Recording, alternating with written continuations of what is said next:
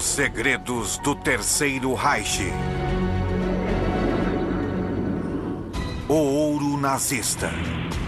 Em 1945, os nazistas estavam em fuga. Os aliados avançavam e estavam prestes a invadir as fronteiras ocidentais da Alemanha. Mas no coração sulista do Império de Hitler, pairava a ameaça do desconhecido. Crescia o temor de uma reação nazista de última hora nos Alpes. Em termos de defesa, era o lugar ideal para se defender. Havia montanhas, era um terreno muito difícil. Como travar uma guerra com tanques ali? Era quase impossível. Havia pouca experiência do lado aliado com guerras em regiões montanhosas e muita experiência do lado alemão, com muitas tropas de elite. Eles sabiam que havia muitos soldados da SS na Áustria. Em meio a tantas incertezas, os aliados ocidentais tiveram evidências de seus maiores temores. A neutra Suíça tinha fronteiras em parte da região alpina alemã. O chefe da inteligência americana em Berna, Alan Dulles, fez um relatório sombrio. Ele sugeria que uma elite fanática estava se concentrando nas montanhas. Um grupo liderado por aqueles que tinham crânios estampados nos caps. Os impiedosos membros da SS usariam táticas de guerrilha a partir de uma fortaleza alpina. Foi pelo fato de que as montanhas da Baviera e da Áustria pareciam ser tão boas para a guerra de guerrilha que esta ideia era horrível, porque representava um pesadelo para os estrategistas militares aliados. E essa ideia horrível começou a ganhar força. A ideia horrível foi um pesadelo final para os aliados. Uma Alpenfestung, fortaleza alpina, estendendo-se até o norte da Áustria. Defendida por milhares de soldados se preparando para uma batalha final de vida ou morte pela pátria, com seus dedos sobre os gatilhos de um arsenal de armas secretas escondidas em recantos da montanha. Neste momento, em janeiro de 1945, eles não sabiam o que estava acontecendo quando entraram na Alemanha. E foram pegos de surpresa na Batalha do Bulge, o contra-ataque alemão em dezembro de 1944. Eles não esperavam isso. Então a questão era, sim, nós ganhamos a guerra, isso é claro, mas seremos capazes de atravessar o Reno? Ainda existem armas secretas? Existe de alguma forma algum contra-ataque preparado? Tudo era incerto. A incerteza e o medo das chamadas armas maravilha eram compreensíveis. Os alemães já tinham desenvolvido mísseis balísticos e aviões a jato e outras armas mais terríveis e mais destrutivas estavam nas pranchetas de desenho nazistas. Os aliados decidiram ser prudentes e, em função da natureza de Hitler, do fanatismo da SS e do fato de a SS provavelmente controlar o Estado alemão, se preparar para o pior. O reduto alpino era o pior cenário que qualquer um poderia imaginar, e eles tinham que se preparar para isso. Alguns túneis e abrigos já tinham sido escavados em minas de sal existentes.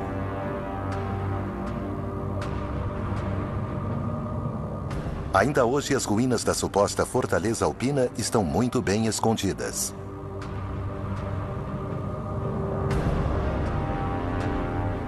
Um complexo de túneis perto da cidade de Salzburgo, na Áustria, seria o centro de comando da fortaleza alpina.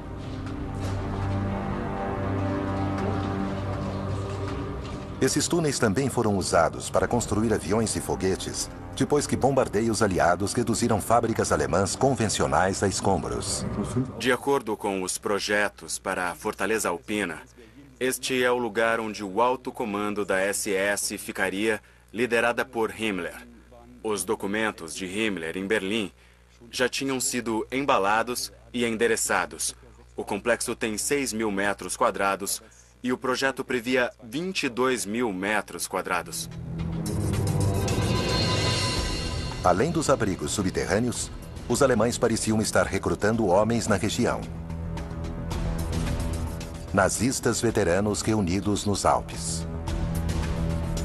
O assessor de Heinrich Himmler na SS, Ernest Kaltenbrunner, voltou para a Áustria, para uma aldeia próxima à cidade de Altausse. Himmler o nomeou comandante em chefe de todas as forças no sul da Europa. Ele coordenaria o contra-ataque nazista de uma região que ele conhecia bem. Ele era responsável pela polícia secreta e pela polícia política, ou seja, ele era uma figura muito importante no mundo da SS. Outro austríaco influente na SS estava escondido nos Alpes. A presença de um comandante da SS, o tenente-coronel Otto Skorzeny, era mais uma evidência da fortaleza alpina. Otto Skorzeny era austríaco de nascimento e era uma figura estranha, com quase nenhum treinamento militar.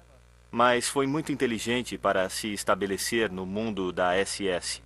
E neste momento da guerra, em abril de 1945, ele estava no comando do que chamamos de Forças Especiais da SS, as unidades de comando. E ele conseguiu levar 2 de suas unidades de comando da Frente Oriental até a Áustria, e elas seriam o núcleo da Força de Defesa da Fortaleza Alpina. A região da fronteira sul da Baviera e da Áustria já estava repleta de antigos túneis de mineração.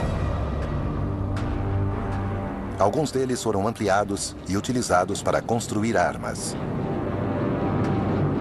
Schwaz abriga antigas minas de prata austríacas perto da fronteira alemã.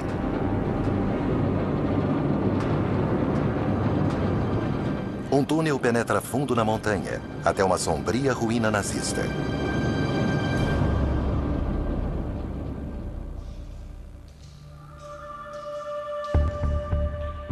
O mundo subterrâneo, úmido e escuro, costuma ser proibido aos visitantes.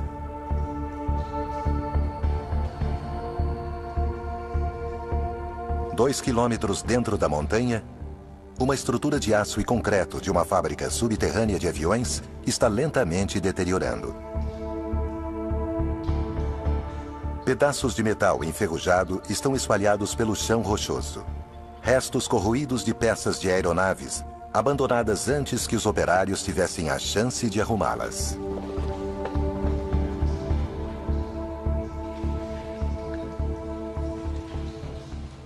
Todo o complexo está no estado em que estava quando foi deixado após a detonação. E os funcionários tinham acabado de sair do complexo. Tudo ainda está nos suportes. É realmente inacreditável.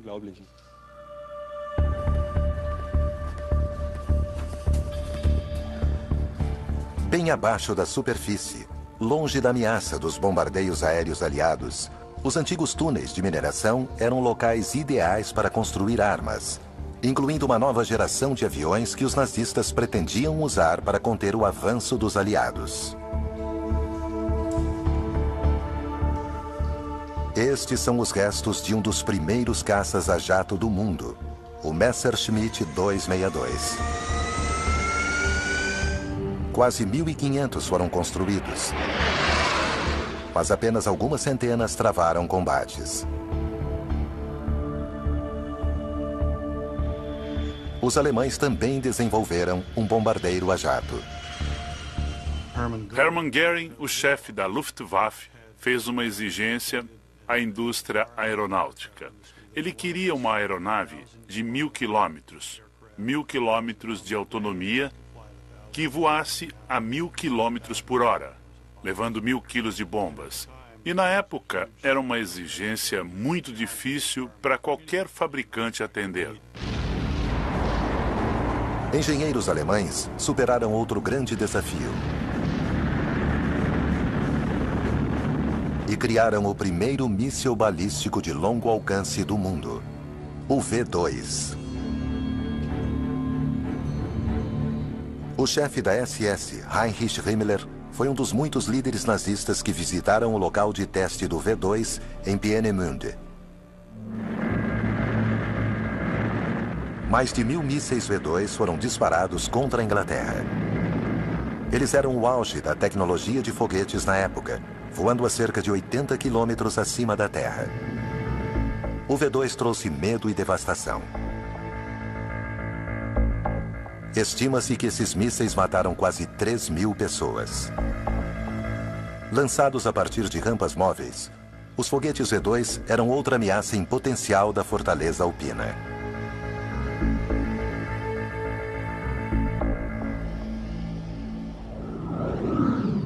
E havia um perigo ainda maior, surgindo das pranchetas nazistas. Uma versão do V2 com maior alcance, batizada de Foguete América. Tais horrores eram fruto da imaginação de engenheiros nazistas como Werner von Braun. Com os aliados fechando o cerco, no início de 1945, eles foram redirecionados para o sul, para a chamada Fortaleza Alpina. Von Braun foi obrigado a ir para os Alpes. Por isso, recebemos uma ordem oficial para deixar Peenemünde. Não fugimos, mas fomos convidados a ir para a Fortaleza Alpina, no sul da Alemanha. O plano original, em que nunca acreditamos, era continuar a fabricação do V2 lá embaixo. Os nazistas tinham uma vantagem tecnológica, mas estavam em grande desvantagem no número de aviões convencionais, tanques e soldados. Campos aéreos e fábricas alemãs estavam destruídos. Na região central da Alemanha, os aliados avançavam e encontraram os restos de outra arma especial. Um bombardeiro a jato com formato de morcego parcialmente feito de madeira. Parecia sedutor, eficiente e rápido. E era ameaçador. Tinha uma configuração e uma forma única. Tecnologia avançada, um interceptador a jato mais rápido do que qualquer coisa que os aliados poderiam ter. O Horten H-9 era coberto de carbono e madeira, tornando a aeronave mais difícil de ser detectada pelo radar.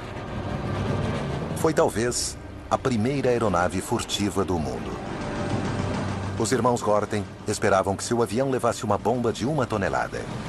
Se o Horten H-9 tivesse entrado em produção, poderia ser equipado com mísseis, com foguetes não guiados, que poderiam ter sido usados contra os bombardeiros.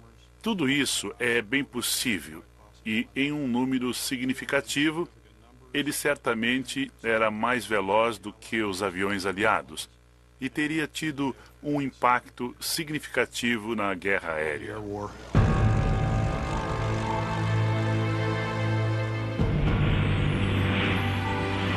Aviões convencionais estavam ganhando a guerra para os aliados. Mas a possibilidade de um contra-ataque alemão nos Alpes levou a uma mudança de tática. Ameaças potenciais, como a dos engenheiros especialistas em foguetes de Hitler, tinham de ser impedidas de chegar às montanhas no sul do país. O general Eisenhower, por causa do medo de uma campanha nazista nas montanhas do sul da Baviera e da Áustria, decidiu cortar a Alemanha ao meio, para evitar que tropas da Wehrmacht e da SS na parte norte da Alemanha fossem para o sul, para Baviera e Áustria. Eisenhower mudou o rumo de seu principal ataque e seguiu para o sul na direção dos Alpes. Ele não queria vê-los encher as montanhas com materiais, munições e com soldados. Assim, a estratégia aliada foi diretamente afetada. Quanto tempo levaria para derrotar 300.000 nazistas armados até os dentes nas montanhas? Ninguém sabia. Os engenheiros de foguetes da costa do Báltico evitaram o avanço aliado e chegaram aos Alpes.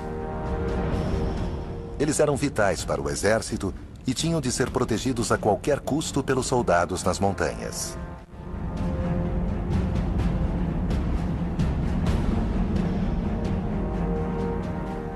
Originalmente, a SS tinha planejado que todos nós nos mudaríamos para os alojamentos do exército. Eles queriam nos concentrar lá. Mas uma bomba poderia matar toda a equipe. E isso convenceu o comandante da SS de que deveríamos nos espalhar pelo país. Engenheiros de foguetes não foram os únicos bens levados para a segurança relativa dos Alpes.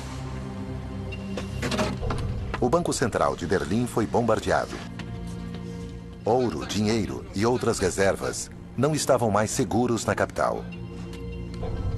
Centenas de milhões de dólares do governo e de tesouros privados foram enviados para o sul. Acredito que foi a única vez na história que tamanho valor foi reunido. Um tesouro de valor incalculável foi concentrado em uma área ao mesmo tempo. Grande parte do ouro do Banco Alemão deixado em uma mina foi recuperada pelos aliados. Uma pequena porcentagem permaneceu desaparecida. Ainda existem relíquias nazistas nos túneis, minas e lagos alpinos ao longo das fronteiras no sul da Alemanha. Alguns acreditam que o lendário tesouro nazista ainda está escondido na região onde os discípulos de Hitler planejavam erguer uma fortaleza alpina.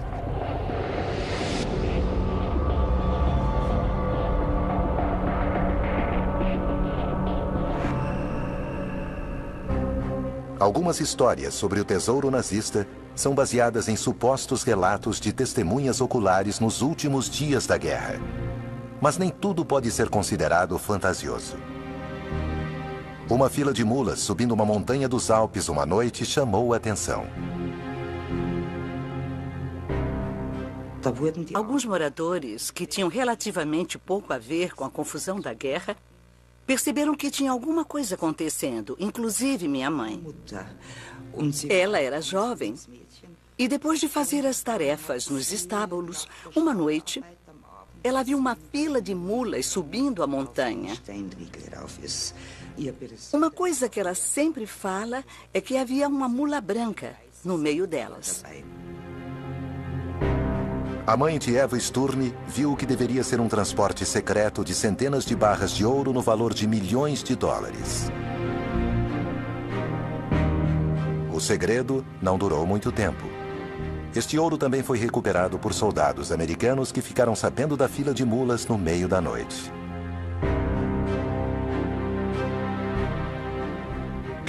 Acho que os boatos começaram porque alguns lenhadores encontraram uns sacos. O segredo não era tão grande. Muitas pessoas notaram alguma coisa. Toda aquela movimentação era muito estranha.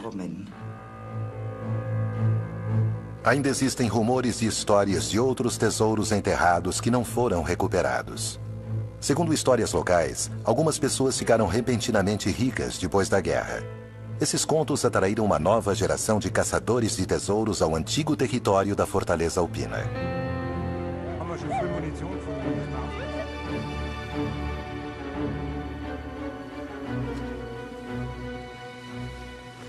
Tem alguma coisa aqui. Não sabemos bem o que é. Precisamos da ajuda de alguém. Uma equipe antibombas confirma que eles estavam certos em serem cautelosos. Jürgen e outros caçadores de tesouros encontraram uma caixa de granadas não detonadas. Que é a realidade? Segue para o leste, até os belos lagos e montanhas de Salzkammergut, perto de Salzburgo, na Áustria. A região também seria parte da Fortaleza Alpina e é outro lugar onde existem histórias de tesouros escondidos. Também havia caixas de tesouros vindas da SS e do Ministério das Relações Exteriores. Todos levaram seus tesouros individuais, digamos assim, para essa área. Além de ouro, obras de valor inestimável tiradas de colecionadores particulares, igrejas e museus foram enviadas para o sul. Hitler pretendia exibir a arte roubada por seus agentes em um museu especial em sua cidade natal de Linz, na Áustria. Mas com a proximidade da derrota, os tesouros foram enviados para as minas de sal para serem guardados. Mas nem todos precisavam da proteção da atmosfera rarefeita de uma mina. Os lagos deslumbrantes que fazem parte do Patrimônio Mundial da Unesco têm um fascínio agregado. Eram locais usados pelos nazistas para esconder o ouro. a região dos lagos foi apelidada de Lixeira do Diabo. Relíquias nazistas foram recuperadas nos Grandes Lagos. Há exemplo desta placa que diz: "Nazistas gostam de vir aqui." Ela provavelmente adornava uma das muitas pousadas locais, até que esse tipo de publicidade saiu de moda em 1945. Uma das muitas histórias interessantes envolve o lago profundo e remoto chamado Toplitzky.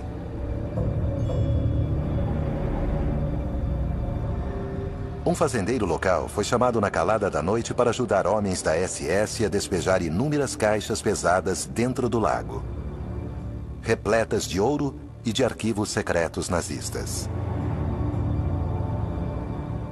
Esses supostos relatos de testemunhas oculares provocou uma corrida do ouro. Mergulhadores sonhavam em encontrar uma fortuna. Mas os lagos alpinos são perigosos.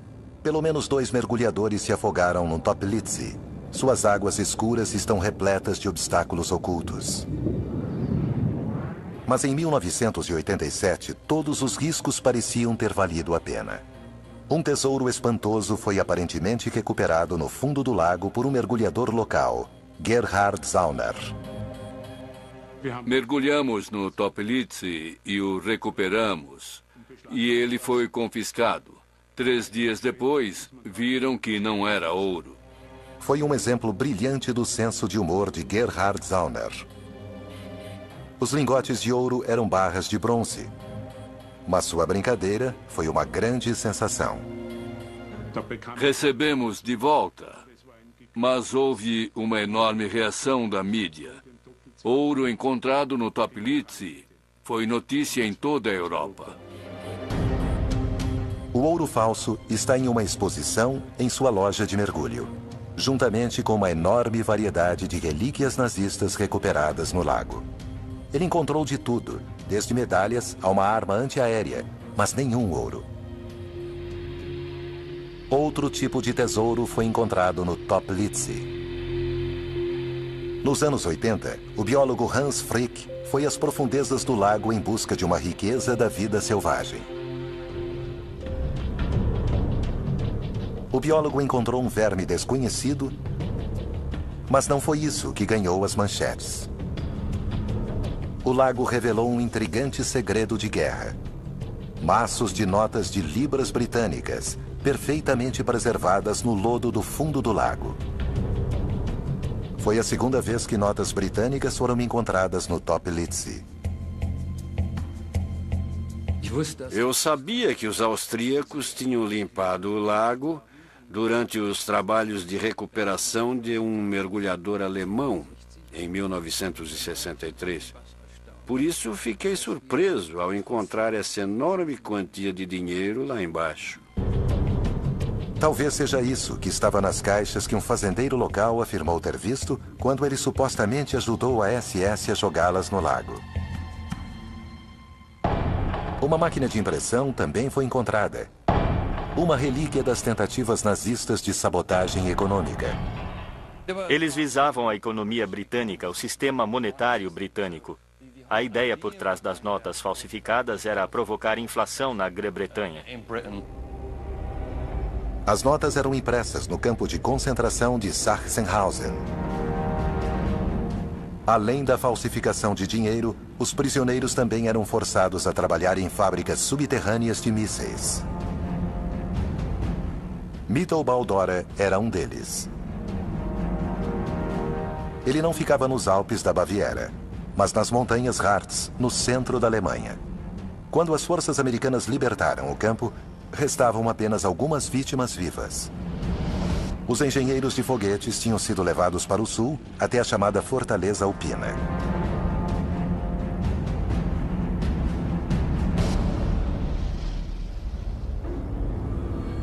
No submundo alpino, como neste túnel perto de Salzburgo, os nazistas continuavam obrigando suas vítimas a trabalhar até a morte. Uma placa em pedra e uma inscrição lembram os horrores que já foram perpetrados nos túneis normalmente trancados e praticamente esquecidos.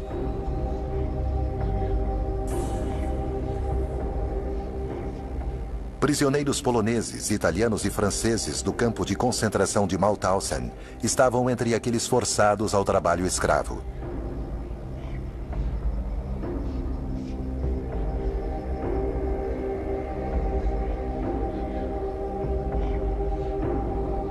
Poucos sobreviveram, e menos ainda viveram para testemunhar o custo humano da sonhada fortaleza alpina nazista.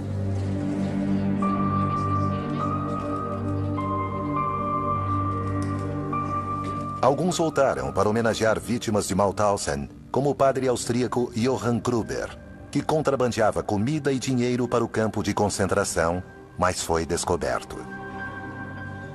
E o padre francês Père Jacques, que era enviado aos campos para tentar salvar meninos judeus do Holocausto. Nenhum dos dois pôde se salvar. Mas o colega prisioneiro Jean Monnet conseguiu permanecer vivo. Eu já estava no alojamento para os moribundos. Pensei que estava tudo acabado para mim. Mas amigos meus me levaram para o acampamento central e me esconderam lá por 14 dias. E então fomos libertados. Eu estava pesando 38 quilos. Estava muito magro.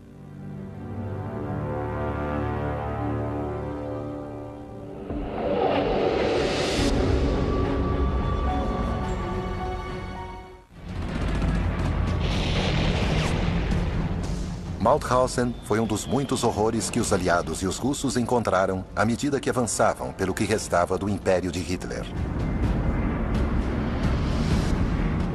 O regime responsável pelo assassinato de milhões de pessoas estava em ruínas. Desconfiados de que poderiam enfrentar uma luta final fanática na fortaleza alpina, os aliados cortaram as rotas de fuga para o sul e invadiram a Baviera. O 7º Exército Americano avançou para o tradicional coração nazista e entrou em Nuremberg. Antes um imponente cenário para os comícios de Hitler, a cidade medieval foi destruída em bombardeios, assim como boa parte de Munique. A cidade que gerou o movimento nazista estampava em um monumento pichado: Campos de concentração, Felden-Buchenwald. Tenho vergonha de ser alemão. Mas poucos tinham a coragem de falar quando Hitler estava no poder, e milhões pagaram o preço. Dachau foi o primeiro campo de concentração criado durante o domínio nazista. Os sobreviventes foram libertados. Os opressores se tornaram os oprimidos, caçados e forçados a responder pelos seus crimes. Outros, como Adolf Eichmann, que desempenharam um papel fundamental no planejamento dos assassinatos em massa do Holocausto, fugiram para a Áustria. Antes de morrer, um colega nazista que trabalhou com o vice-líder da SS, Ernest Kaltenbrunner, lembrou-se de um passeio à beira do lago com Adolf Eichmann. Ele reclamou que Kaltenbrunner não o recebeu. E lhe presenteou com um rolo de soberanos, moedas de ouro inglesas, por meio de um assessor. Eichmann disse: eu não dou a mínima para isso. Tenho meu dinheiro. Quero ordens sobre como proceder. Ele era um dos poucos que realmente acreditava na fortaleza alpina. Os aliados se aproximavam cuidadosamente daquilo que pensavam ser a temida fortaleza alpina.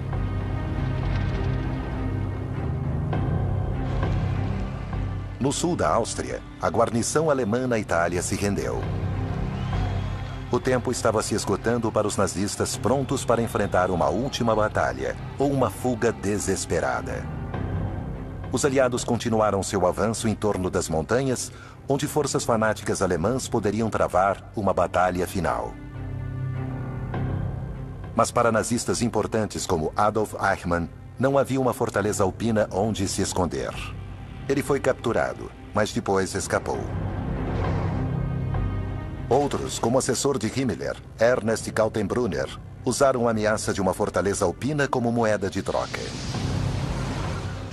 Ernest Kaltenbrunner percebeu que a guerra tinha acabado e queria se salvar. Então ele pensou: Existe uma fortaleza alpina e existe o perigo de uma última batalha. E ele sabia que os britânicos e os americanos estavam ansiosos para acabar com a guerra o mais rápido possível. Então, ele aumentou o risco de uma última batalha para que pudesse dizer: bem, eu posso evitar isso. Se vocês me salvarem, se eu estiver seguro, vou fazer de tudo para evitar uma última batalha. Kaltenbrunner foi um dos muitos criminosos de guerra nazistas que pensaram que poderiam negociar e sair impunes dos assassinatos. Karl Wolff tinha participado da deportação dos judeus da Itália para Auschwitz. Ele tinha que vender alguma coisa para se salvar. E então o que ele ofereceu foi a chave para abrir a fortaleza alpina. Quando chegaram nos Alpes, os aliados perceberam que não havia nenhuma fortaleza, nenhum fanático empunhando uma arma maravilhosa numa última batalha. O problema é que, se quiser ter uma fortaleza, você tem que construir uma fortaleza. Tem que ter tempo para construir fortificações, valas, arame farpado, abrigos, qualquer coisa. Era tarde demais. Mesmo que perguntássemos o que aconteceria se houvesse uma fortaleza, eles não tinham condições de resistir a mais que 1 ou 2 dias de batalha. Para alguns nazistas do alto escalão, a fortaleza alpina foi um ardil que lhes deu tempo para escapar da justiça.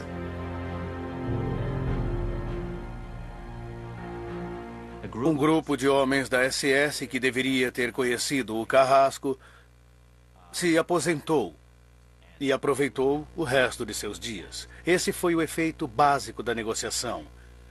Esses homens da SS que ofereceram algo que não poderiam dar, conseguiram escapar da justiça.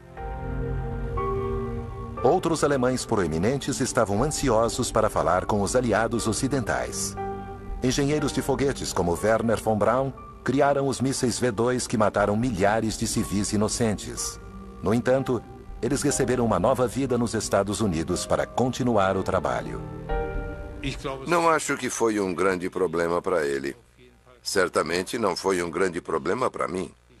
Eu podia ver as vantagens de continuar trabalhando em foguetes aqui, sob condições relativamente boas, enquanto não havia praticamente nada acontecendo na Alemanha durante muitos anos.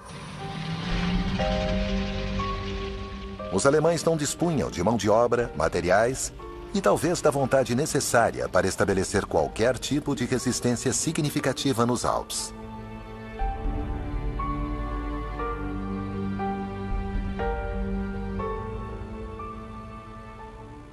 A Wehrmacht e a Waffen-SS estavam derrotadas. Em abril de 1945 não restava quase nada.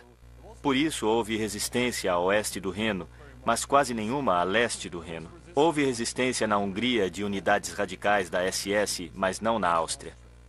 Nada foi preparado, não havia fortaleza, não havia nada lá. Havia apenas lagos pacíficos, uma pacífica região alpina. Havia primavera, clima agradável. Na calma que se seguiu à queda de Hitler, nazistas menos conhecidos como Adolf Eichmann fugiram.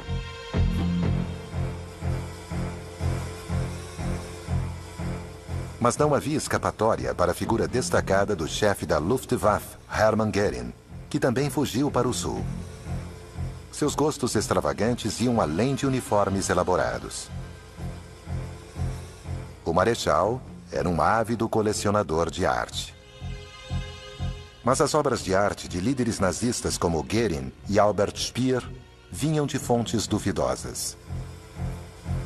Ironicamente, parte das obras de arte dos nazistas foi escondida na Áustria, de onde tinham saído tiradas de proprietários judeus após a anexação nazista em 1938. Neste Super Domingo, o assunto é sexo animal. Você vai... Eles criaram um sistema organizado de expropriação chamado arianização. Eles registravam as propriedades, os bens de judeus na Áustria e, em seguida, sistematicamente tomavam sua riqueza.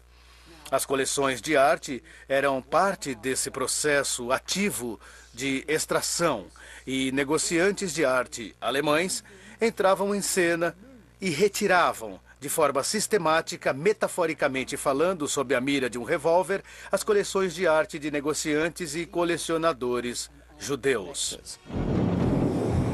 Milhares de obras de arte destinadas ao Museu de Hitler foram recuperadas em uma mina de sal austríaca. O assessor de Himmler, Ernst Kaltenbrunner, também foi capturado em seu esconderijo alpino. Ele foi julgado por crimes de guerra e enforcado em outubro de 1946. De acordo com alguns relatos, foi encontrada uma grande quantidade de ouro escondida em sua casa nos Alpes. O líder da SS, Otto Skorzeny, também foi capturado. Ele também disse ter uma grande quantidade de ouro nazista.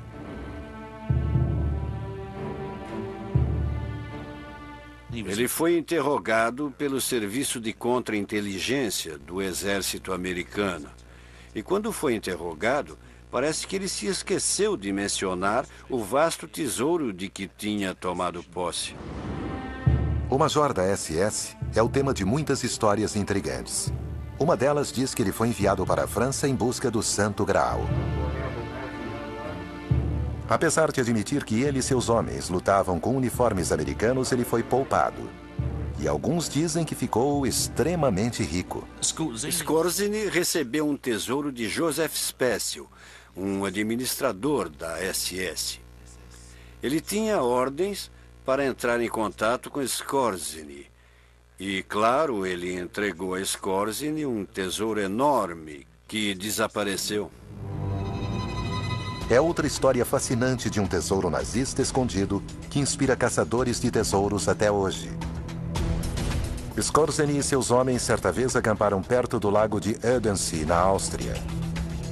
A prova de sua presença foi encontrada na lama. Eu marquei todas as fontes subterrâneas aqui para o escritório hidrográfico. Este lago é um pântano gigantesco e durante este trabalho eu encontrei um anel.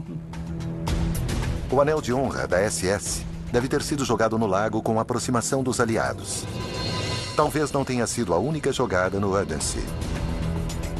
Outra história fala de objetos misteriosos jogados na água. Um guarda florestal nos disse que havia uma cabana alpina aqui e um oficial de alta patente da SS veio pegar a chave. E então eles desceram e levaram coisas da cabana para o meio do lago e jogaram lá. Nós não encontramos nada, porque tem muito lodo lá. É muito difícil encontrar qualquer coisa. O Ödensee é relativamente plano, forrado com uma espessa camada de lodo que engole qualquer objeto pesado, como uma caixa cheia de ouro. É também uma reserva natural e o mergulho geralmente é estritamente proibido.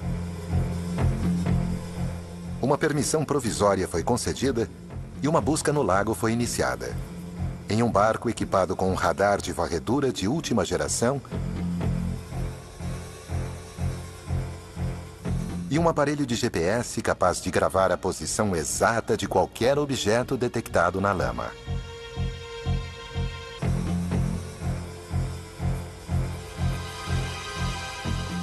O mapeamento no fundo do lago revelou um objeto em forma de caixa no lodo.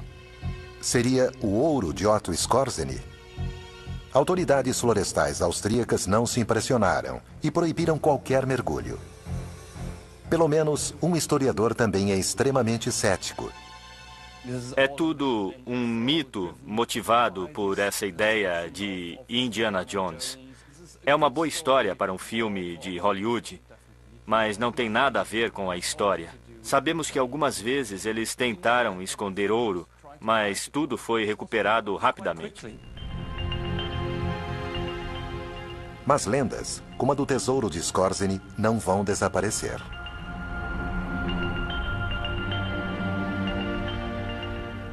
Se uma fortuna em ouro nazista foi jogada no lago, talvez já tenha sido recuperada e gasta. Após a guerra, o comandante da SS, Otto Skorzeny, deixou a Áustria para sempre, para desfrutar de uma vida aparentemente rica.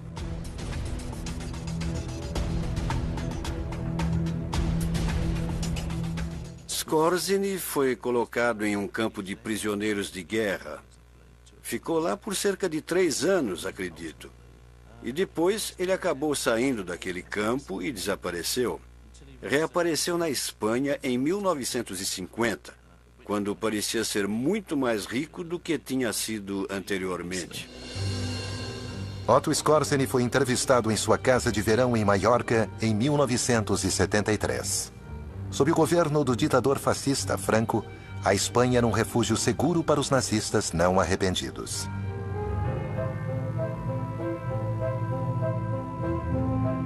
É dever de todo soldado prolongar a guerra, resistir enquanto recebe a ordem para isso. Se isso é sensato, cabe à história decidir. Acho que ainda não chegamos a esse ponto. Pessoalmente, eu não me arrependo. Mas você faria as mesmas coisas de novo hoje? Posso dizer que faria as mesmas coisas exatamente da mesma forma atualmente. 2 anos depois, o fumante morreu de câncer no pulmão. Saudado pelos colegas nazistas, Skorzeny levou todos os segredos do ouro nazista para o túmulo. Esta é mais uma parte da história secreta de nazistas vivendo em Madrid, milionários por causa do ouro nazista. Isso é muito improvável. Com certeza não é possível que ele tenha levado 2 toneladas de ouro na mala em sua viagem para Madrid.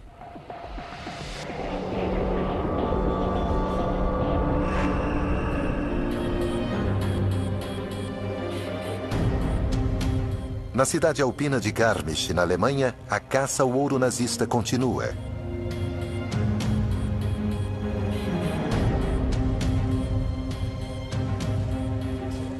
Foi aqui, em junho de 1945, que as tropas americanas recuperaram mais de 700 barras de puro ouro refinado.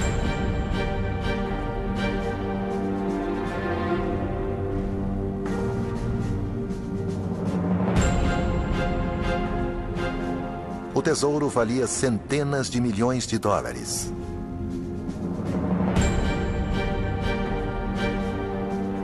Tudo o que resta é um buraco no chão da floresta.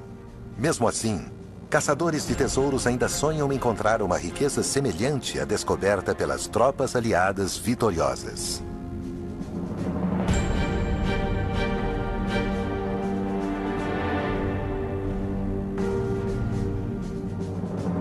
O tesouro recuperado foi transferido para uma comissão especial dos aliados.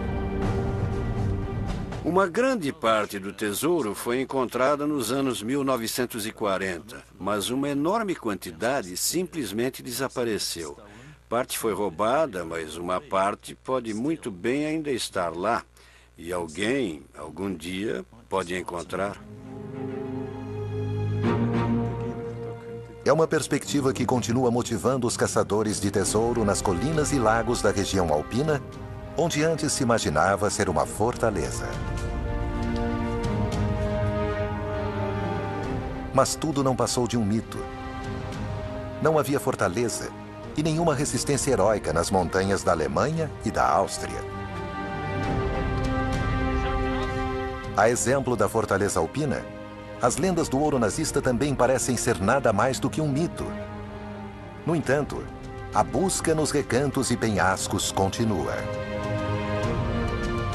Lagos alemães e austríacos revelaram uma variedade de relíquias nazistas. Toneladas de detritos de guerra foram recuperadas das águas profundas do Toplitzky. Bombas, minas e foguetes, mas nenhuma caixa de ouro. Ninguém joga ouro em um lago profundo, porque é simplesmente impossível recuperar depois. Por isso, é muito improvável, extremamente improvável, que exista alguma coisa no fundo de algum lago austríaco.